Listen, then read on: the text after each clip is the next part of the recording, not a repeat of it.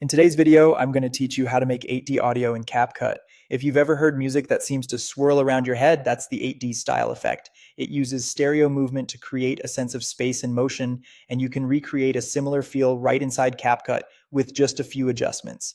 Start by opening CapCut and importing your audio file.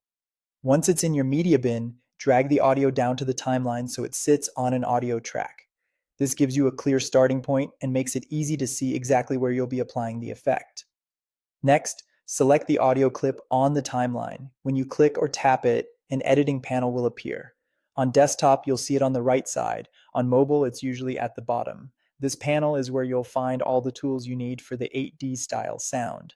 If you'd like to compare your original audio with the processed version, move the playhead to the middle of the clip and use the split command. This creates two sections of the same track. The first half can remain untouched, while the second half is where you'll apply the effect, making it easy to hear the difference as you preview.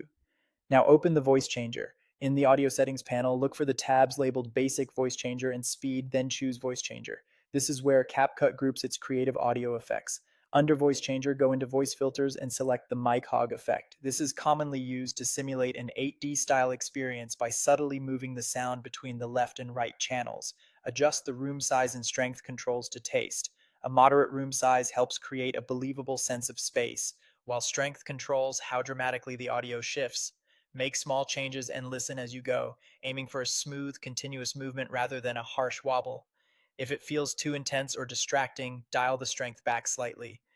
Preview your audio from the beginning. If you created a split, you'll hear the normal section first and the 8D style section afterward. Compare the two and adjust the settings until the motion feels natural. For the most accurate impression, use headphones while previewing since the effect relies on stereo separation. When you're happy with the result, export your project as usual. You can export it as a video with the audio embedded or as an audio file, depending on your workflow. And that's it. If you found this tutorial helpful, don't forget to like this video and subscribe to my channel for more CapCut tips and tutorials.